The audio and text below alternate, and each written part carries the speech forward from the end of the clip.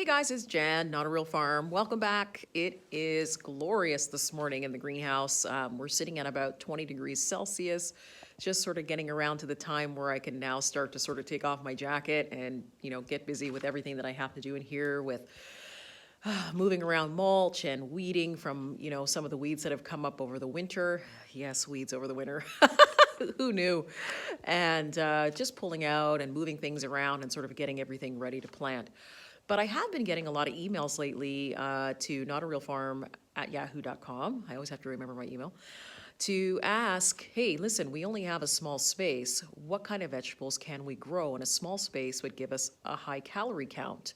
And that is actually really important. If you do have a small space and you're worried about, growing the kinds of vegetables that will sort of give you that high caloric intake, that is actually a term used right now in biointensive gardening called caloric farming.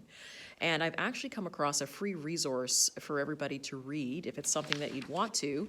I don't know if that's going to show, but it's basically called A Farmer's Mini Handbook, Grow Biointensive, Sustainable Mini Farming, and it's by Margot Royer Miller. And at the bottom, it describes it's an Ecology Action self-teaching publication. It goes over a lot of things. It's chock full of information in a very small space. And one of the things that I found interesting was it does cover intensive planting, which is taking plants and offsetting it from each other so you can grow as much as possible in a small garden.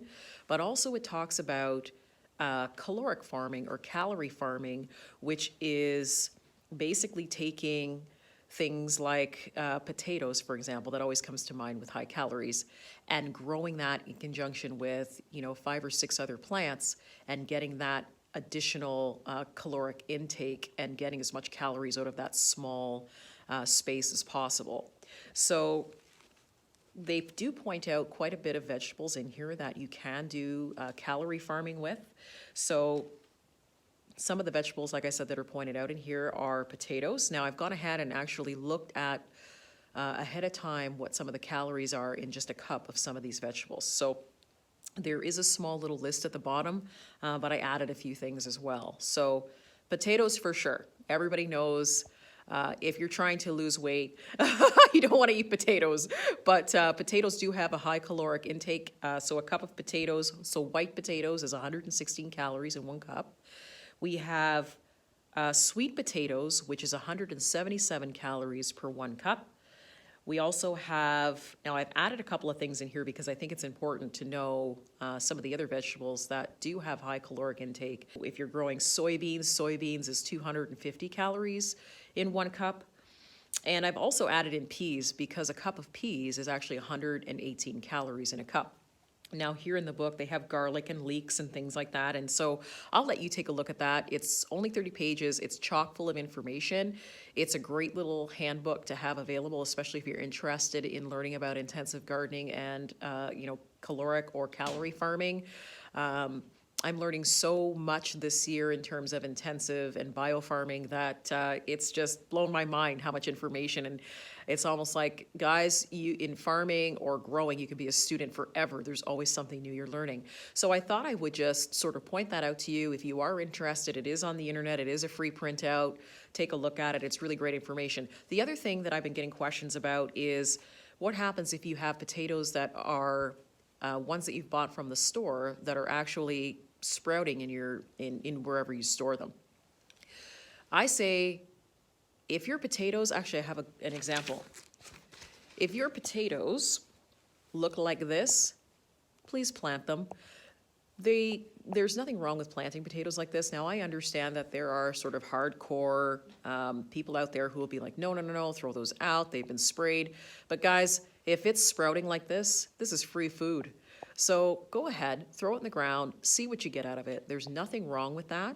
I have, I think, about 20 or 30 of these potatoes sitting around because we bought a bag of potatoes over the winter. And what happens is I forget about them and here we go, they're sprouting. So if you've got this, there's absolutely nothing wrong with adding to whatever you're going to be planting this spring by just taking the potato that you have sprouting underneath the counter or wherever you put your potatoes, the pantry, throw it in the ground and get some free potatoes. Why not, right? I see that question actually quite a bit when I'm on some of the lives or joining conversations or having that to my email. So go ahead. You don't need permission to have, someone tell you, hey, it's not a problem, go ahead and plant it. You know what? I've seen people grow potatoes in boxes, bags, buckets. You don't necessarily need to have a raised grow bed to grow these. Just toss them in the soil and let them do their own thing. I find that potatoes are easy peasy to look after, so water it regularly and see what you get, right? Considering everything that's going on right now, I would say let's try and get as much food and grow as much food as possible. Speaking of which, my sweet potatoes are finally getting slips. So I think we did a video maybe 5 weeks ago where I started them and then we had the roots. Well, guys, the roots actually grew completely right out of the jars. So I've had to now remove the sweet potatoes out of the jars, the canning jars I have, and just plunk them into the dirt. So we have slips now starting. And those, once again, were slips that I got from just simply sprouting a sweet potato from the grocery store. So that was an experiment. I've got my own organic sweet potatoes, but I really just wanted to see how long it would take if I took a sweet potato from the grocery store. And guys, it worked great. So if you think, that you can go to the grocery store and, go to one of the sections in the grocery store and pick up a couple of things and sprout them, go ahead. There's nothing wrong with that. It just adds to whatever you're trying to grow this spring or this summer. And really, it just adds to your food security. So why not give it a try? The other thing that I wanted to point out too is if you are kind of just trying to keep sort of everything in check and keep yourself organized for your gardening, try to get a gardening book. This one I got off Amazon. I keep lots of gardening books. This one just says my gardening handbook. And basically it's a beautiful blank journal that allows you to sort of keep track of all the different things and the weather, the dates you planted, what type of diseases you had. If any. Hopefully you don't have any diseases, but these books are really great because you can refer back to these books the next year and see what worked and what didn't. So try to keep a gardening journal if you can. And the news for, let's see, what else is going on? I'm trying to give you guys an update. It's Monday. Oh yes, Notarealfarm. So we're adding 12 more raised grow beds here. I'm participating in several grow projects that will look at growing out different types of seed that may need a lot more attention in terms of getting them out into the community, because sometimes we come across seeds that need a lot more grow time. The diversity of it has been maybe lost in some communities and we only have a small amount of seed left. So we'll be growing some of those seeds out here that don't necessarily need isolation distances. So I'm really excited about that. So we're going to be adding a lot more beds here to partake in some of those projects. Also with Notarealfarm, what we're doing is we do have a lot of seeds that are on the Etsy store currently right now, and they're sold individually in packets. But I have had people request to see if I could put together sort of a I guess you would call a seasonal seed package that will allow you to, plant in the spring. This will be spring, summer, and fall vegetables.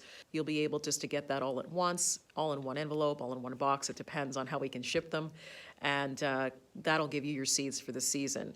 So the seeds are going to vary from probably from season to season, because as I take part in a lot of these projects, we'll have a lot more seeds to offer and to share with everyone. But I do want to let you know that that's going to be offered as of this weekend, and it will be up on the Etsy store to purchase.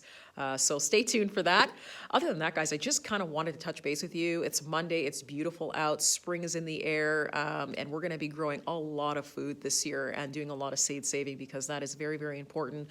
Please, if you haven't had the opportunity to do any seed saving, do that as you go this year, because it's going to be more important than ever to grow your food this year. Thanks very much for joining me today, guys. If you have any questions, please pop them below or send it to my email, basically notarealfarm@yahoo.com. If you liked the video, give me a thumbs up or subscribe. See you soon.